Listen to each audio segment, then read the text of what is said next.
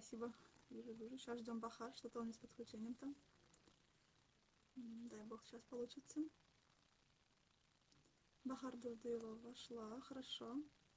А приглашение войти? Ну-ка, еще раз попробуй отправить Бахар. Подождите. Так, Бахар Дурдыева, send request. Отправил вам приглашение. Бахар, подтвердите, пожалуйста. Айна пришла. Ну вот и получилось. Здравствуйте. Привет, привет. Салам. Рада вас видеть. Ну что ж. Так. Бахар, сейчас одну-две минутки подождем, чтобы народ чуть подсобрался, и начнем тогда. Хорошо. Как вы? Я немножко волнуюсь. Надеюсь, меня простят наша аудитория. Это естественно. Да, так что пусть это самое спишут мне, так как это мой первый прямой эфир. Я никогда не выступаю так на публику особо. Ну, посмотрим, всегда должно быть что-то первое, да? Вот это наш такой первый с вами опыт. Да. Отлично. Вон, нам уже сердечки отправили. Видите, как классно. Мы вас очень ждали, на самом деле, Бахар. И все очень заинтересованы в вашей теме, которую вы нам сегодня будете говорить. Привет, вот, пишет Фарида. Если честно, я еще вчера кое с кем разговаривала, с нашими художниками по коврам. Обещали прислать еще литературы, но пока еще не прислали. Отлично. Тогда у нас будет еще о чем поговорить. Да, ну что ж, наверное, да, потихонечку уже можно начать. Не волнуйтесь, мы рядом. Отлично, спасибо. Здравствуйте, спасибо, что пришли в наш эфир. Это эмоциональный разговор. Сегодня у нас уже 5-я встреча. И сегодня вы видите у нас новое лицо. Это Бахар Дурдыева, такой уникальный, уважаемый мастер по созданию кукол в традиционном национальном стиле туркмен. Вот. Как вы помните, на прошлом эфире мы начали говорить о национальных узорах, вышивках, орнаментах, и мы решили на том, что пригласим эксперта. Эксперт сегодняшние наши узоры, Бахар. Да. Вот. Так что давайте сегодня послушаем Бахар о наших туркменских узорах и орнаментах. Бахар, пожалуйста, поделитесь своим опытом. Расскажите сначала немного о себе. Мы все слушаем вас. Ну, привет. Всех приветствую. Очень приятно, что меня пригласили. Я, конечно, не считаю себя экспертом. Я всего лишь занимаюсь куклами, мастер по куклам, развиваю это направление в туркменском искусстве. Ну, поскольку я занимаюсь куклами, мне, как говорится, по работе приходится обязательно сталкиваться именно с изучением вышивки, изучением наших орнаментов. О себе вкратце скажу, что на самом деле я никогда не училась кукольному искусству. Я закончила Туркменский политехнический институт, по профессии я экономист, у меня 20 лет опыта в финансах. Я работала в таких организациях, как ООН, Корпус мира США, логистические компании, вплоть до там даже было ателье в моей практике. Вы прямо у нас жемчужина с опытом таким большим и кладезем таких знаний. Много чего интересного сейчас от вас узнаем, я уверена. Вот. В общем, так получилось, что по виду моей профессии, когда я работала с иностранцами, мы дарили подарки. И, естественно, подарки ходишь, ищешь, что-то хочется уникальное, что-то интересное. Уже все подарили всем тюльпейки, подарили всем халаты. Но вот что-то новенькое хотелось бы каждый раз. Ну и, в общем, конечно, было такое, что вот один человек говорит, а вот знаете, я коллекционирую куклы. Ну и вот искали, мы не могли найти. В конце концов, я говорю, да, придется мне самой шить куклу. Вам еще классно, но есть навык шитья. И по вашим работам я бы никогда не сказала, что вы сами научились, но это даже интереснее. Да, навык шитья у меня был, наверное, с 1 класса. С 1 класса, это так как я родилась я в Красноводске, до 7 лет мы да, про себя расскажите. Потом наша семья переехала в Кизларват, мы как истинные кочевники. Да, согласна. И с 1 класса по 10 класс я училась в Кизларвате, потом уже мы переехали в Ашхабад, там уже политинститут и, как говорится, студенческая жизнь, и родители уже поменяли квартиру, уже мы жили в Ашхабаде. В общем, хочу сказать, что основное направление у нас идет сейчас, в данный момент разговор идет о вышивке, правильно? Да. Вышивка у нас разная. То есть у туркмен, как мы знаем, несколько племен. Да. Рассмотрим сейчас основные племена, это вот, с которыми я работаю, то есть, так как я сама балканская юмутка, и у меня муж текинец, он, естественно, из Мары. Естественно, смотрите, Да, естественно, так. Я с вами согласна, да. Да, встретились мы в Ашхабаде, то Да, волей-неволей наши культуры соприкоснулись. И, Конечно. естественно, я должна была полностью изучить, что там, какие обычаи, традиции в Марах, и познакомила его также с нашими. Хоть и все туркмены одинаковые, как бы, но все равно мы не одинаковые. Да, У всех есть какая-то уникальность. Да, свое отличие. То есть касательно нашей туркменской вышивки. Хочу сказать, что вот, допустим, по цветовой гамме, если посмотреть, если взять балканскую вышивку, то она в основном используется техника тамбурный шов, то есть как косичка, мелкое-мелкое плетение. Могу сейчас показать немножко, если это будет видно. Я, конечно, немножко покидала там фотографии. Вот, допустим, вот так вот. Если я... Интересно. Чуть повыше можете вот поднять? Это называется тамбурный шов. А где мы этот шов используем, вот этот орнамент? На какой части одежды? Да, этот орнамент в основном используется на штанах. Наш сексуальный такой орнамент, как был в прошлый раз. То есть туркменская женщина, она из веков себя, как сказать, украшала не только украшениями из серебра, которые по 20 килограмм наши женщины носили, но и именно вот этой вышивкой. То есть вышивка у нас идет с головы до пят, можно так сказать. Начиная на голове у женщин, если у девочек тюбетейки, женщин, их есть как бы топпа, они бюреки называют некоторые, в общем, по-разному, в зависимости от возраста женщины, и идет уровень вот этого головного убора, название. И, естественно, обязательно вышивка на груди. Как я вижу, на вас тоже сейчас вышивка, да, тоже. То есть вот на мне сейчас идет йомутская вышивка. Она в основном идет белая окантовка. И в середине идет разных цветов, как это, почти что, можно сказать, все цвета радуги присутствуют. Вероятно, это значение получило от того, что, ну вот я вот сама так сужу, от того, что в основном Балканская область, она как бы ее омывает Каспийское море, они же, получается, по побережью Каспия. И если посмотреть, когда нефть выливается, добыча нефти происходит, вот, то на воде вот эти вот разводы идут. И вот мое личное мнение, что вот этот рисунок шел оттуда. Хотя на самом деле у среднеазиатского народа, ну, у народов Средней Азии, у них есть обязательная вот эта вот цветовая гамма. То есть там синее небо, синий цвет – это цвет там воды, голубой цвет – неба, желтый цвет – это солнце, красный цвет – это радость, там, молодость, зеленый цвет – зелень, там, черный цвет – это сила.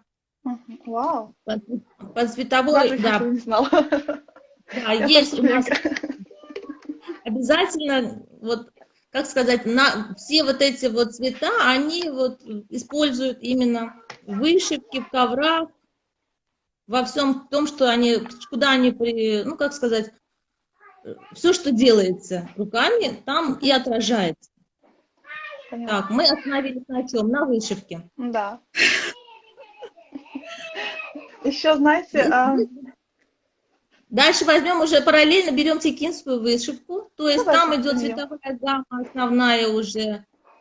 Это желтый, красный, белый, черный. И в зависимости от... В основном 4 цвета. Это уже испокон веков. И совсем немножко уже более к современному ближе начали добавлять зеленый, синий, там, другие вот посторонние цвета. Я А вот так заметила. основные это 4 цвета. Мгм. Вот если взять старую вышивку, допустим, вот у меня здесь есть одна из таких, ну, она вот, я не скажу, там ей 100 лет, ну, ей лет 30 может быть. Но как красиво, сразу видно ручная работа. И да, это Да, классика, это туркменская классика, как вы это вот сказали, туркменская красный, классика, да. Вот это желтый, вот белый. серединка выполнена ручной, а по Мгм. краям это уже машинка идет Мгм. такая, Поняла. механическая. То есть, и получается, что у них также, сейчас покажу, вот тахья, Мгм. тоже, вот текинская тахья, в Мгм. которой присутствуют тоже те же самые цвета, желтый, красный, белый и черный в некоторых местах он идет.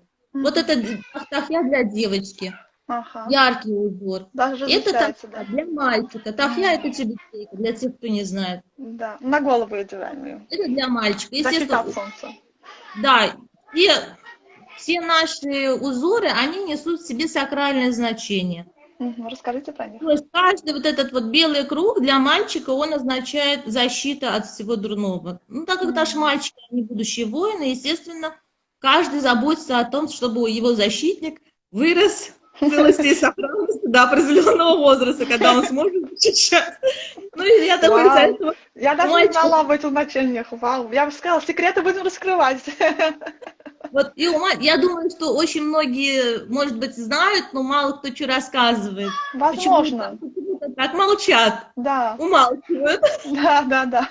Хорошо, То что есть там... вот у мальчиков она вся вот такая вот, в основном белая. То есть если мы захотим узнать, для мальчика это тахья или для девочки, то Мгм. будет видно, вот для девочки она вся такая яркая, красочная, у Мгм. мальчика она более беленькая. Мгм. Здравствуйте, если кого не видела. Да, с вами уже здороваются, видите, как Да. классно. Вот. Если У, есть вопросы, кстати, можно написать, мы постараемся ответить на них. да, вот Да, есть Бахар? юмутская тахья, вот такая вот. Она вся вот как Разноцветная кружочек. такая. То есть Да. тоже сакральный смысл в ней в том, чтобы вот человек, когда видит лицо ребенка, лицо девушки, чтобы он сначала в глаза бросался его оберег, который наверху, Мгм. пусть стоит, рассматривает его, то есть заберет к себе в гипноз вот этот вот дурного глаза, а М, потом уже общается. Как интересно. Так, что еще могу рассказать про вышивки? Вот это вот уже тоже такая же, ну, чуть-чуть другая. Тоже мужская, более такая, она Мгм. большая. Это текинская мужская тахья. Бахар, Так, вот у про меня тахью такой поговорили. вопрос возник, можно спрошу? Да. Вот вы вышивки сами, да, вручную делаете все, или вы машинкой пользуетесь? Какая у вас техника? У меня, знаете, так как куклы маленькие, на некоторых бывает ручная вышивка обязательно. Невозможно там Вот это я так и пошить подумала. машинкой. Да. А есть некоторые, там, где большая, допустим, зона Угу. действий, там Угу. можно уже поставить и машину. Но я, честно говоря, на каждую куклу сама не вышиваю, потому что у меня просто-напросто сил не хватит. Ну, естественно. Ну, Да, я пользуюсь готовыми вышивками наших рукодельниц. То есть я мгм. заказываю, мне вышивают, а я уже думаю, куда ее удобно применить. Интересно, интересно. Дальше. Поехали дальше? Да. И еще один Так, вопрос будет у меня тоже. И может что-то у кого с эфира, пишите, пожалуйста, не стесняйтесь. Мы постараемся на них ответить. Тем более, пока у нас сегодня на встрече есть Бахар, мастер по вышивкам и узорам, орнаменту.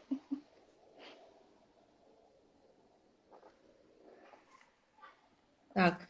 О чем мы говорили? Мы говорили о том, что туркменская женщина покрывает себя вышивкой с головы до ног, и это, думаю, этому место быть как.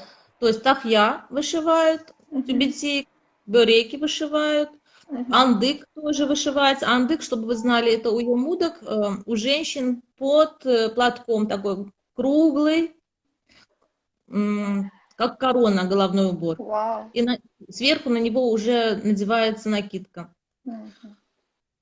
Вот, допустим, если взять, вот это моя старенькая куколка, мне ее бабуля делала, Мгм. показывала, как туркменские куклы делаются. Вот Мгм. у нее есть андык, вот он, Мгм. Поняла. сзади. Поняла. Вот у нас Бахар, Света написала нам вопрос. Сможем на него Мгм. ответить? Видите вопрос? Так, что означают узоры вышивки? Мгм. Узоры вышивки в основном у нас обережные, то есть это в основном как туморы идут. Треугольники это как тумор, дальше вышивки у нас есть, то есть на туркменских вышивках, если смотреть, и на туркменских коврах, на туркменских паласах в основном рисунок идет одинаковый, Да, просто где-то немножко чуть-чуть изменен. да, да, Я да, вам согласна. вот у себя в Инстаграме поставила фотографию, там, где, допустим, на штанах вышивка, Мгм. и в кече у нас рисунок. И там в обоих случаях идет зооморфный рисунок, там изображена скалопендра, Мгм. то есть, а так как скалопендра это ядовитая, как бы кусается, то есть это идет от дурного взгляда, как защита выступает, и получается, что женщина вышивает ее, пытаясь защитить своего ребенка или сам свой дом, выкладывает этот орнамент на кече или если это ткутся. Также вот, допустим, если взять, еще раз, какой там вопрос, что означают наши узоры? Наши узоры означают бараний рог, это Мгм. основной наш узор, который окантовывается, допустим, халат. Сейчас одну минуточку я вам Мгм. покажу.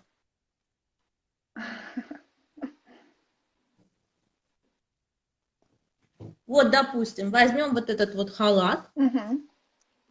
Вот Ой, здесь как идет вот красиво. этот там бараний рог. Мгм. А я думаю, это цветы, да, как бы листы, не? Да. Также есть и цветы. Вот они Аж здесь идут цветы. как цветы. Сейчас это в другом Мгм. халате. Согласна, интересно, да. Вот, видите? Вот цветы. Очень красиво. Все ручная работа, прям видно. Да, это все ручная работа, это цветы, а вот здесь, видите, получается, это идут бараньи рога. Я даже не знала, что это они означают. Вау. Ну вот, Дальше. Бахаре Здесь сказала. идет четырехлистник. Вот он. А, Видите? Вот да, да, это да. вот. Это четырехлистник. Это он на удачу или как? Ну, вы знаете, у европейцев это уже пошло на удачу, а у нас это просто идет как сакральная символика. М. Бахар, у меня тогда такой вопрос. Получается, в основном наши вышивки, вот мы думали, это просто как декорация, да, никакого значения не имеет, а у них идет в основном функция Нет, как бы наша защитная, вышивка да? обязательно защитная. Вот это Мгм. солнышки. Ой, как красиво. То есть это уже солярная Очень символика. красиво. Да. И здесь вот как бы они отображают бараньи рога, хотя, если честно, для меня это тоже больше похоже на цветы. Мгм. Поняла.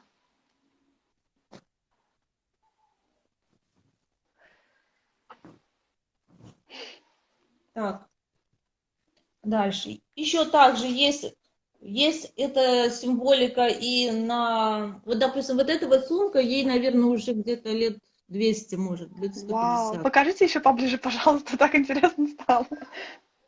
Это сумка для альчиков. Для ачиков. Прикольно, прикольно. А что такое ачики? Да. Расскажите нам. Сейчас Ну, просто принесу. не все знают, да, как бы я-то знаю, но не все знают, что такое ачики. Да, пока Бахар придет, я могу немножко расскажу, что такое ачики. Это, да, это такая детская игра национальная. Вот, покажет нам Бахар, чем она играется. Это Вот называется... это кость. Кость, баранья кость называется альчики. Они Ага, хранились вот в этой такой сумке, в доме вау. обычно. Эта сумка, Это, она ковровая, я правильно поняла или что? это палас. Палас, Техника да, вау. палас, но она Мгм. соткана из верблюжьей шерсти в основном. Ну да, И да. здесь рисунок вот это называется глаз верблюда. Да? Вау.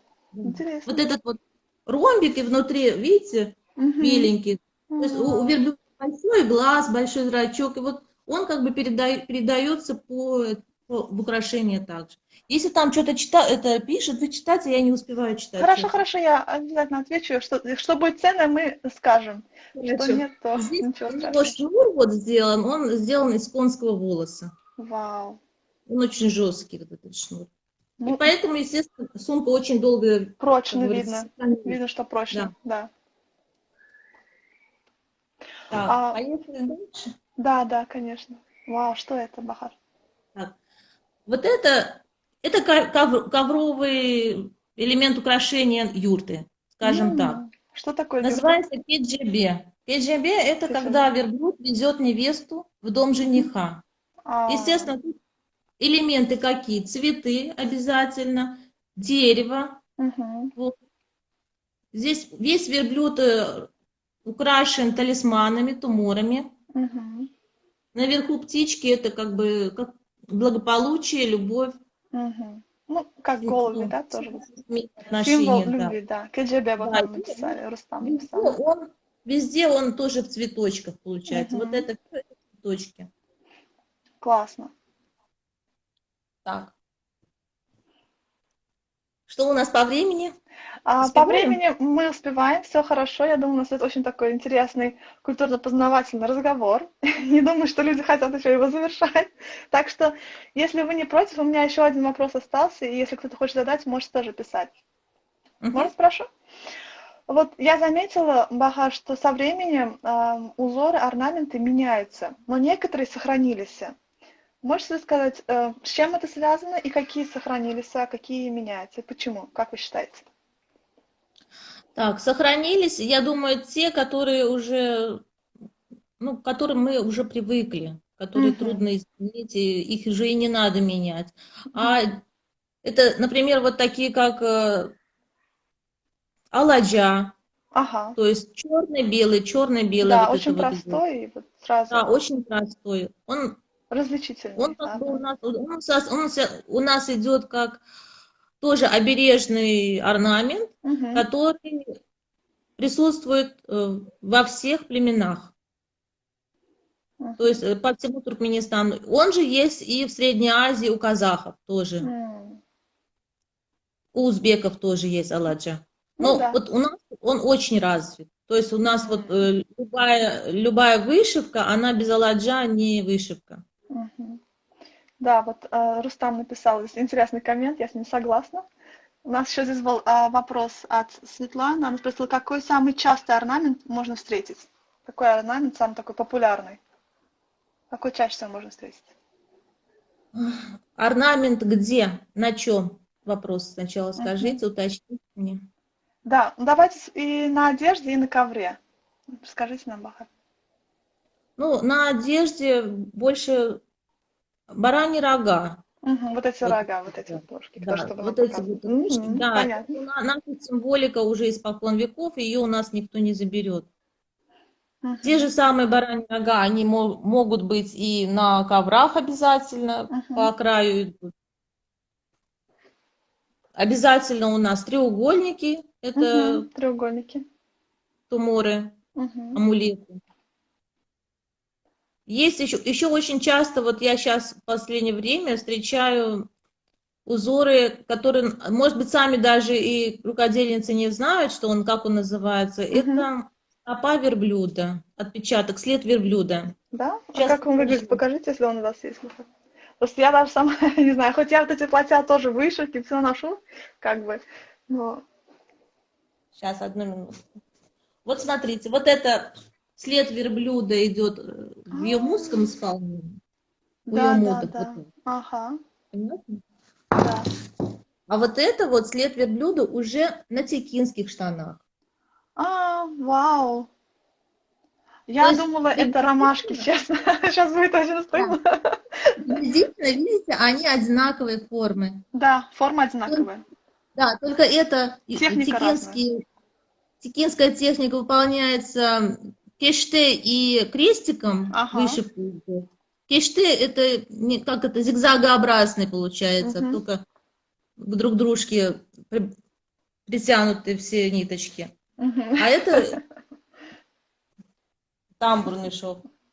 Ну Да. вот, так сказать, чтобы вот один орнамент у нас вот более популярный, а другой непопулярный, я не могу, потому что наши модницы, они Мгм. настолько все индивидуальны, у Ну каждой да. своя вышивка, эти вышивки там скрываются на данный момент. Кто-то там говорит, что только пусть у меня эта вышивка Да, да, будет, да. чтобы она там не размножалась. Точно. Да, и Уникально. поэтому, да, у нас, можно сказать, каждая женщина одета от кутюрье. Да, вот в этом я с вами, наверное, соглашусь здесь, потому что Да, потому что у нас все нашивки особо не индивидуально. повторяются. Да, у нас по 1000, по 2000 штук платьев не шьются. У нас Мгм. шьются индивидуально. Вот этим наша страна отличается от всех остальных. Ну, может, надо открыть этот магазин, да, мода от Туркменистана, и, может, почему весь мир будет одевать. Ну, наши молодцы в этом плане, они консервативны. Ну, да, Да. вот.